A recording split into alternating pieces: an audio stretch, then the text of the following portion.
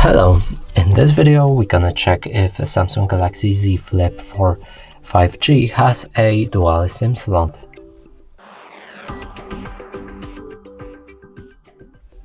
So in order to determine this, we'll need to look on the left side of our device. Right here, there's a SIM slot. Now we need to take the needle from the box, stick it in the gap right here.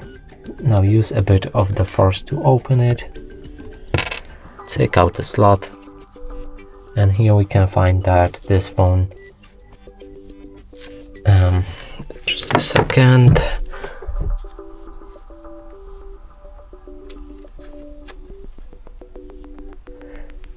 so here we can find that this phone actually has a dual SIM slot, one on the bottom and one on the top right here.